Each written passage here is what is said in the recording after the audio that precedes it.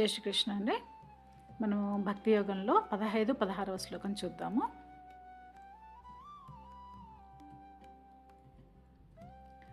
యస్మాన్నో ద్విజతే loco లోకాన్నో ద్విజతే చ యః హర్షామర్షభయోద్వేగైః ముక్తో యః స చ మే ప్రియః. అనపేక్షః శుచిర్దక్ష ఉదాసీనో గతవ్యథః సర్వారంభపరిత్యాగీ యో మద్భక్తః స మే ప్రియః. నీ ప్రతిపదార్థం చూద్దాము. యస్మాత్ వీరి కారణంగా లోకః ఇతరులు న కాదు ఉద్విజతే కలత చెందరు అంటే భయపడరు. లోకాత్ ఇతరుల వల్ల నా కాదు ఉద్విజతే కలత చెందరు అంటే భక్తులు ఇంకొకరి వల్ల కూడా వాళ్ళు కలత చెందరు. చ మరియు యహ వీరు హర్ష ఆనందోత్సాహంతో అమర్ష బాధ భయై అంటే భయంతో ఉద్వేగ మానసిక కలతతో అంటే ఆందోళనతో ముక్త అంటే ముక్తి పొందినవారు అంటే అది లేనివారు అని. యహ ఎవరైతే సహా అతడు చ మరియు మే నాకు ప్రియమైన వాడు అని చెప్తున్నారు. 15వ శ్లోకం యొక్క ప్రతిపదార్థము. 16 చూద్దాము. అంటే అనపేక్ష శుచిర్దక్ష ఉదాసీనో గతవ్యథః సర్వారంభ పరిత్యాగి యో మద్భక్త సమే ప్రియ ఉంది కదా. దానికి ప్రతిపదార్థము అనపేక్ష ఆశలు లేనివాడు, శుచి స్వచ్ఛముగా, దక్ష పనుల్లో నిపుణుడు చురుకైన వాడు, ఉదాసీన చింత లేకుండా అంటే సమభావముతో ఉండేవాడు, గతవ్యత బాధ వేదనల నుండి విముక్తుడు, సర్వారంభ పరిత్యాగి ఆరంభాలను ప్రతిష్ట కోసం చేసే పనులు అంటే అహంకార ప్రేరిత యత్నాలు విడిచిపెట్టినవాడు. యహ మత్ భక్త అలాంటి గుణములతో ఉన్న నా భక్తుడు, సహ మే ప్రియ అతడు నాకు ఎంతో ప్రియుడు అని చెప్తున్నారు.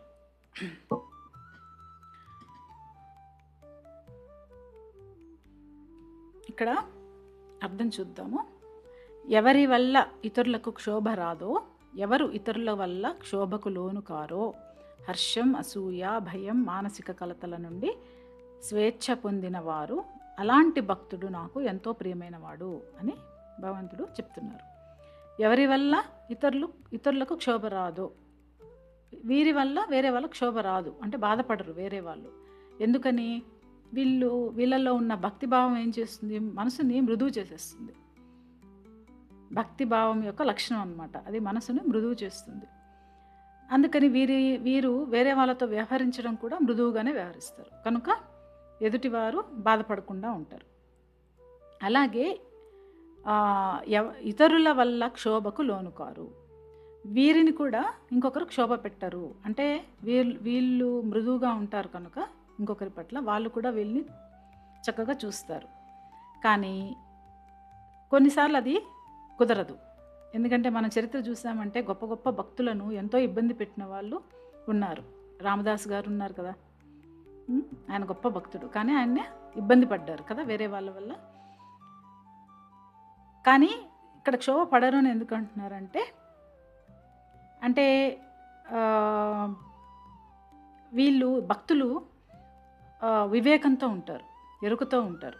అంటే వారికి తెలుసు ఈ జీవన క్రమంలో ఎండాకాలం శీతాకాలం ఎలా వచ్చిపోతూ ఉంటాయో, సుఖదుఖాలు కూడా సుఖాలు కష్టాలు కూడా అలాగే వచ్చిపోతూ ఉంటాయి.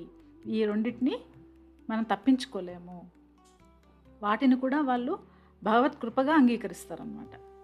ఆ వివేకంతో ఉంటారు కనుక మానసికంగా అంటే మానసిక స్థాయిలో వాళ్ళు క్షోభపడరు. భౌతికంగా మిగతా వారికి చూడడానికి వాళ్ళు చాలా కష్టపడుతున్నట్టు ఉంటుంది, కానీ వాళ్ళ మానసిక స్థాయిలో వాళ్ళు క్షోభపడరు. అంటే వారు ఒక సకారాత్మక దృక్పథంతో ఉంటారనమాట, ఒక పాజిటివ్ యాటిట్యూడ్తో. మరీ మాట్లాడితే అలాంటి కష్టాలు వచ్చాయనుకోండి కష్టాలే కాదు, ఏ పరిస్థితి వచ్చినా, కష్టం వచ్చినా సుఖం వచ్చినా ఆ పరిస్థితుల్ని వాళ్ళ భక్తిని పెంపొందించుకోవడానికి, వాళ్ళ ఎరుకను ఇంకా అభివృద్ధి చేసుకోవడానికి వాళ్ళు వాడుకుంటూ ఉంటారు ఆ పరిస్థితుల్ని. సో అలా అన్నమాట. అలాగే హర్షం, అసూయ, భయం, మానసిక కలతల నుండి స్వేచ్ఛ పొందినవారు. అంటే వాళ్ళకి తెలుసు అనమాట. ఈ భావాలు ఏవైతే మనం ఇప్పుడు చెప్పుకున్నామో, హర్షము, అసూయ, భయాలు, ఆందోళన, ఇవన్నిటికీ కూడా మూల కారణం ఏంటి? మమకారము అనేది మూల కారణం. అంటే ఇలాంటి ఒక వస్తువు పట్ల కానీ, మనుషుల పట్ల కానీ, లేదంటే బంధాల పట్ల కానీ మమకారం ఉందనుకోండి, అటాచ్మెంటు, అప్పుడు అవి ఎక్కడ మనం కోల్పోతామో అనే భయం మొదలవుతుంది. భయం అందుకే వస్తుంది, మనం కోల్పోతామేమో అన్న అనుమానం వచ్చినప్పుడు భయం వేస్తుంది కదా. అదే ప్రాపంచిక వస్తువులు, మనుషులు, బంధాల పట్ల మనము కొంతవరకు అనాసక్తత పెంచుకుంటే, అంటే కొంతవరకు డిటాచ్మెంట్ అనేది, అంటే అన్నీ వదిలేసి మనం ఎక్కడికో వెళ్ళిపోవాలి అని కాదు, మనం ఆ మనుషుల మధ్య, ఆ పరిస్థితుల మధ్య ఉంటూనే, ఆ వస్తువుల మధ్య ఉంటూనే మానసికంగా మనము కొంత దూరాన్ని పాటించాలి, మానసికంగా అన్నమాట. కానీ ప్రాపంచికంలో మనం చేయాల్సిన ధర్మం ఏదో మనం చేస్తూనే ఉండాలి. అలాంటి భక్తుడు నాకెంతో ప్రియమైన వాడు అని చెప్తున్నారు.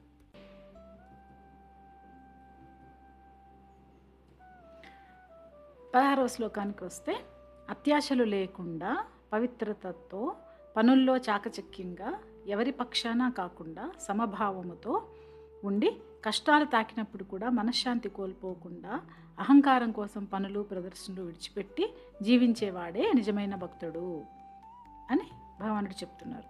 అంటే ఇక్కడ ఏంటి? అత్యాశలు లేకుండా అనడానికి అనపేక్ష అని అన్నారు. అంటే ఎక్స్పెక్టేషన్ లేకుండా అని అర్థం. అంటే ఇప్పుడు మనకు ఒక అనుమానం రావచ్చు, మనం ఈ ప్రపంచంలో వ్యవహరిస్తున్నప్పుడు, అంటే మనం కొన్ని వృత్తుల్లో ఉంటాము, వ్యాపారంలో ఉంటాము, ఏ ఎక్స్పెక్టేషను లేకుండా, లేదంటే ఒక ఆశ అనేది లేకుండా మనం పురోగతి అనేది సాధించలేము. అలాగే ఈ ప్రపంచంలో కూడా చూడండి, ఎన్నో ఆవిష్కరణలు అనేవి జరిగాయి కదా, ఎన్నో ఇన్వెన్షన్స్, డిస్కవరీస్. ఒక ఎక్స్పెక్టేషను, ఒక ఆశ అనేది లేకపోతే అసలు ఇన్ని జరుగుండేవి కాదు కదా, అలాంటివి జరగవు కదా లేకపోతే ఆశ అనేది అని మనం ఆలోచించవచ్చు. కానీ ఇక్కడ ఏంటంటే మనం అర్థం చేసుకోవాల్సింది, మనము ఒక పాత్రలోకి వచ్చాము, కొన్ని పరిస్థితుల్లో ఉంటున్నాము, కొంతమంది వ్యక్తుల మధ్యలో ఉంటున్నాం. ఈ పాత్రలో మనం చేయాల్సిన ధర్మం ఏదో ఉంది, అది చేయాల్సిందే. కానీ ఒక్కొక్కసారి ఏమవుతుందంటే మనం పూర్తిగా లీనమైపోతూ ఉంటాం ఆ పాత్రలో. అలా లీనమైపోయినప్పుడు మనం అనుకోని పరిస్థితి ఏదైనా ఎదురుపడింది అనుకోండి, ఒక పరాజయమే ఎదురుపడింది, ఆ పాత్రలో లీనమైపోయినందుకు మనము ఆ అనుకోని పరిస్థితి నుంచి బయటపడడం చాలా కష్టంగా ఉంటుంది.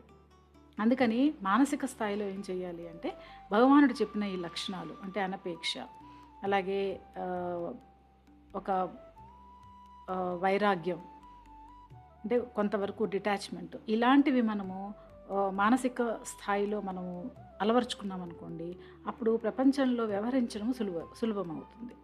అందుకని మనం ఇవి పాటించాలి. తర్వాత పవిత్రతతో, అంటే శుచిగా ఉండడం, అంటే మనసు శుభ్రంగా ఉంచుకోవడము, దాన్నే ఇంగ్లీష్లో అయితే ఎమోషనల్ హైజీన్ అంటారు. అంటే అసూయ, ద్వేషాలు, అరిషడ్ వర్గాల నుండి ఎప్పటికప్పుడు మనం మన మనసుని శుభ్రపరచుకుంటూ ఉండడం.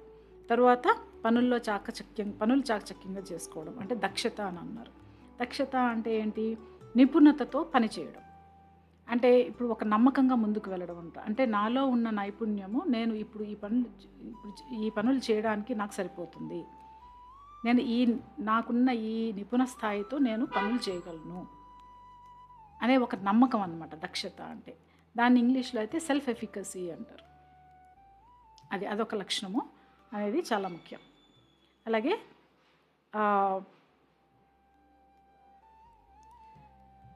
ఎవరి పక్షాన కాకుండా సమభావంతో ఉండడము, అంటే